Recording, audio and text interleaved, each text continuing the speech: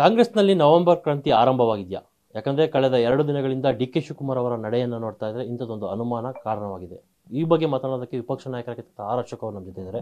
Sir, ನೀವು ಹೇಳ್ತಾ ಇದ್ರಿ ಅಂದ್ರೆ ಅಶೋಕ್ ಅವರು ಗಿಣಿ ಶಾಸ್ತ್ರ ಹೇಳಿ ಅನ್ನೋ ಮಾತನ್ನು ಸಹ ಡಿ ಕೆ ಶಿವಕುಮಾರ್ ಅವರು ಹೇಳ್ತಾ ಇದ್ರು. ಆ ಶಾಸ್ತ್ರ ನಿಜ ಆಗ್ತಾ ಇದೆ ಸರ್ ಡಿ ಕೆ ಶಿವಕುಮಾರ್ ಅವರ ನಡೆ ನೋಡ್ತಾ ಇದ್ರೆ? ಈಗ ಒಂದು ಕಡೆ ಡಿ ಕೆ ಶಿವಕುಮಾರ್ ಅವರು ಕಾಯಿಲೆ ಬಂದಿದೆ ಅಂತೇಳಿ ಮನೆಯಿಂದ ಆಚೆ ಬರ್ತಾ ಇಲ್ಲ. ನನಗನ್ಸುತ್ತೆ ಅವ್ರ ಕಾಯಿಲೆನೆಲ್ಲ ಕೇರ್ ಮಾಡೋರೇ ಅಲ್ಲ, ಅವರು ಮನೆಯಿಂದ ಆಚೆ ಬರಲ್ಲ. ಇನ್ನೊಂದು ಕಡೆ ಸಿದ್ದರಾಮಯ್ಯನವರು ಯಾರ್ಯಾರು ಡೆಲ್ಲಿಗೆ ಹೋಗಿದ್ದಾರೋ ಫೋನ್ ತೊಗೊಂಡು ಇವತ್ತು ಆವಾಜ್ ಆಗ್ತಾ ಇದ್ದಾರೆ. ಚೆಲುವರಾಯ ಸ್ವಾಮಿಯಿಂದ ಹಿಡಿದು ಎಲ್ಲರಿಗೂ ಫೋನ್ಗಳು ಹಾಕಿ ಹೆಂಗೆ ಹೋದೆ, ಯಾಕೆ ಹೋದೆ, ನಿನ್ನ ಕೈ ಬಿಟ್ಬಿಡ್ತೀನಿ, ಹಂಗೆ ಹಿಂಗೆ ಅಂತೇಳಿ ಆವಾಜ್ ಆಗ್ತಾ ಇದ್ದಾರೆ. ಡಿ ಕೆ ಶಿವಕುಮಾರ್ ಒಂದು ಕಡೆ ಎಲ್ಲರಿಗೂ ಹೋಗಿ ಡೆಲ್ಲಿಗೆ ಕಂಪ್ಲೇಂಟ್ ಮಾಡಿ ಸಿದ್ದರಾಮಯ್ಯನ ತೆಗೆದಾಕಿ ಅಂತೇಳಿ ಕಂಪ್ಲೇಂಟ್ ಮಾಡೋಕ್ಕೆ MLAಗಳನ್ನ ಕಳಿಸ್ತಾರೆ. ಒಂದು ಕಡೆ ಸಿದ್ದರಾಮಯ್ಯ ನೀ ಯಾಕೆ ಹೋದೆ ಅಂತ ಧಮಕಿ ಆಗ್ತಾ ಇದ್ದಾರೆ. ಇದರಿಂದನೇ ಅರ್ಥ ಆಗ್ತೈತಲ್ಲ, ಕಾಂಗ್ರೆಸ್ಸಲ್ಲಿ ಕ್ರಾಂತಿನೂ ಇಲ್ಲ ಭ್ರಾಂತಿನೂ ಇಲ್ಲ ಅಂತ ಹೇಳ್ತಾ ಇದ್ದಾರಲ್ಲ. ಇದ್ಯಾವುದು ಇದು? ಕ್ರಾಂತಿ ಭ್ರಾಂತಿ ಇಲ್ಲ ಅಂದರೆ ಇವ್ರಿಗೆ ಯಾಕೆ ಆವಾಜ್ಗಳು ಹಾಕಬೇಕು, ಇವ್ರಿಗೆ ಯಾಕೆ ಹೋಗು ಅಂತ ಹೇಳಬೇಕು, ಖರ್ಗೆ ಯಾಕೆ ಬೇಸರ ವ್ಯಕ್ತ ಮಾಡಬೇಕು, ನೀವು ಯಾಕೆ ಡೆಲ್ಲಿಗೆ ಬಂದ್ರಿ, ಪಾರ್ಟಿ ಮಾನ ಮರ್ಯಾದೆ ಹರಾಜಾಗ್ತಾ ಇದೆ ಇಲ್ಲಿ ಅಂಥೇಳಿ ಖರ್ಗೆ ಯಾಕೆ MLAಗಳಿಗೆ ಆವಾಜ್ ಹಾಕಬೇಕು? ಇವೆಲ್ಲ ನೋಡ್ತಾ ಇದ್ದಾರೆ. ಕಾಂಗ್ರೆಸ್ಸಲ್ಲಿ ಅಗ್ರಿಮೆಂಟ್ ಆಗಿರೋದು ನಿಜ ಅಂತ ಆಗಿದೆ. ಇಲ್ಲ ಅಗ್ರಿಮೆಂಟ್ ಆಗಿಲ್ಲ ಅಂದರೆ ಇಷ್ಟೊಂದು ಬೆಂಕಿ ಅಂಟ್ತಾನೆ ಇರಲಿಲ್ಲ. ಬೆಂಕಿ ಇಲ್ಲದೆ ಹೊಗೆ ಆಡಲ್ಲ. ಇಷ್ಟೊಂದು ಆಗ್ತಾ ಇದೆ ಅಂತ ಹೇಳಿದ್ರೆ ಎರಡೂವರೆ ವರ್ಷ ಒಪ್ಪಂದ ಆಗಿರೋದು ಸತ್ಯ ಅನ್ನೋದು ಖರ್ಗೆ ಬೆಳವಣಿಗೆ, ಡಿ ಕೆ ಸಿದ್ದರಾಮಯ್ಯನವರ ಮಾತುಗಳು ಏನು ನಡೀತಾ ಇದೆ ಅದರಿಂದ ಸ್ಪಷ್ಟ ಆಗ್ತಾ ಇದೆ.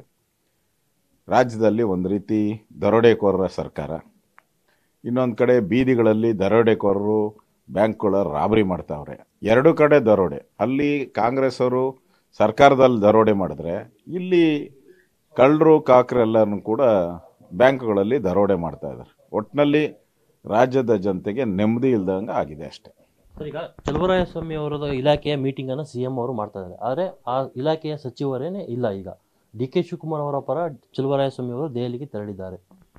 ಅದಕ್ಕೆ ಆವಾಜ್ ಆಗ್ತಾ ಇದ್ದಾರಲ್ಲ, ಹೆಂಗೆ ಹೋದೆ ನೀನು, ನಿನ್ನ ಕ್ಯಾಬಿನೆಟಿಂದ ಬಿಟ್ಟಾಕ್ಬಿಡ್ತೀನಿ, ಯಾರ್ಯಾರು ಡೆಲ್ಲಿಗೆ ಹೋಗಿದ್ದಾರೋ MLAಗಳಿಗೆ ಅನುದಾನ ಕೊಡಲ್ಲ, ಎಲ್ಲ ಆವಾಜ್ ಬಿಡ್ತಾ ಇದ್ದಾರಲ್ಲ. ಈಗ ಸಿದ್ದರಾಮಯ್ಯ ಬೆಳಗ್ಗೆಯಿಂದ ಫೋನ್ ಮಾಡಿ ಎಲ್ಲರಿಗೂ ರೋಪ್ಗಳು ಹಾಕಿ ಧಮಕಿ ಹಾಕ್ತಾ ಇದ್ದಾರೆ. ಹೆಂಗೆ ಹೋದೆ, ಏನು ಮಾಡಿದೆ, ಹುಷಾರ್ ಅಂತ ವಾರ್ನಿಂಗ್ಗಳು ಕೊಡ್ತಾ ಇದ್ದಾರೆ.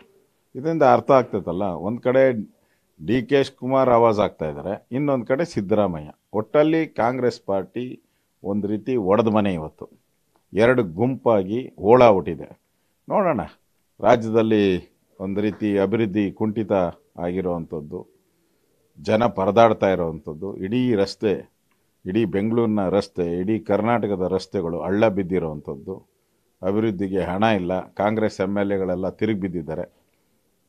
ಇದು ಸ್ಪಷ್ಟವಾಗಿ ತೋರುತ್ತೆ ಇವರಲ್ಲಿ ಎರಡೂವರೆ ವರ್ಷ ಒಪ್ಪಂದ ಆಗಿರೋದು ನಿಜ ಅಂತೇಳಿ ಈ ಎಲ್ಲ ಬೆಳವಣಿಗೆ ನೋಡಿದಾಗ ಅನಿಸುತ್ತೆ. ಡಿ ಕೆ ಶಿವಕುಮಾರ್ ಅವರು 21, 26, 27 3 ಡೇಟಲ್ಲಿ CM ಆಗಬೇಕು ಅಂತ ಹೇಳ್ಬಿಟ್ಟು ಪಣವನ್ನು ತೊಟ್ಟಿದ್ರಂತ. ಅದಕ್ಕೇನೆ ಈ ಒಂದು ಕಸರತ್ತನ್ನು ಮಾಡ್ತಾ ಇದ್ದಾರೆ. ತನ್ನ ಒಕ್ಕಲಿಗ ಸಮುದಾಯದ ನಾಯಕರನ್ನೆಲ್ಲ ಈಗ ದೆಹಲಿಗೆ ಕಳಿಸಿರ್ತಕ್ಕಂಥದ್ದು. ನೋಡಿ, ಡಿ ಕೆ ಶಿವಕುಮಾರ್ ಆದರೂ ನಮಗೇನು ಒಳ್ಳೇದಾಗಲ್ಲ, ಸಿದ್ದರಾಮಯ್ಯ ಇದ್ದರೂ ನಮಗೇನು ಒಳ್ಳೇದಾಗಲ್ಲ. ಯಾಕಂದರೆ ಇಬ್ಬರೂ ATMಗಳೇ. ಸೋನಿಯಾ ಗಾಂಧಿಗೆ, ರಾಹುಲ್ ಗಾಂಧಿಗೆ ಇಲ್ಲಿಂದ ದುಡ್ಡು ಕಳ್ಸೋಕ್ಕಿರೋ ಏಜೆಂಟ್ಗಳಷ್ಟೇ ಇವರು. ಅದರಿಂದ ಯಾರಾದರೂ ನಮಗೇನು, ಜನಕ್ಕೆ ಒಳ್ಳೇದಾಗಬೇಕು. ಜನಕ್ಕೆ ಒಳ್ಳೇದಾಗೋ ಮುಖ್ಯಮಂತ್ರಿ ಯಾರನ್ನ ಬಂದರೆ ಕಾಂಗ್ರೆಸ್ಸಲ್ಲಿ ಒಳ್ಳೇದು. ಅಂಥ ಮುಖ್ಯಮಂತ್ರಿ ಕಾಂಗ್ರೆಸ್ಸಲ್ಲಿ ಯಾರೂ ಇಲ್ಲ. ಎಲ್ಲ ಲೂಟಿ ಮಾಡಿ ATM ರೀತಿ ರಾಹುಲ್ ಗಾಂಧಿಗೆ ಹಣ ಕೊಡೋಕ್ಕೆ ಯಾವ್ಯಾವ ಚುನಾವಣೆ ಬರ್ತದೆ. ಬಿಹಾರ್ ಚುನಾವಣೆಗೆ 300-400 ಕೋಟಿ ಕಳಿಸ್ತರು. ನೆಕ್ಸ್ಟು ತಮಿಳ್ನಾಡು ಚುನಾವಣೆ, ಆಮೇಲೆ ನೆಕ್ಸ್ಟು ವೆಸ್ಟ್ ಬೆಂಗಾಲ್ ಚುನಾವಣೆ. ಈಗ ಪ್ರತಿ ಚುನಾವಣೆಗೂ ಕರ್ನಾಟಕದಿಂದ ದುಡ್ಡು ಲೂಟಿ ಹೊಡೆದು ಕಳಿಸ್ಬೇಕು. ಅಂಥವ್ರನ್ನ ಹೈಕಮಾಂಡು ಇಲ್ಲಿ ರಿಟೈನ್ ಮಾಡ್ತಾರೆ ಅಷ್ಟೇ.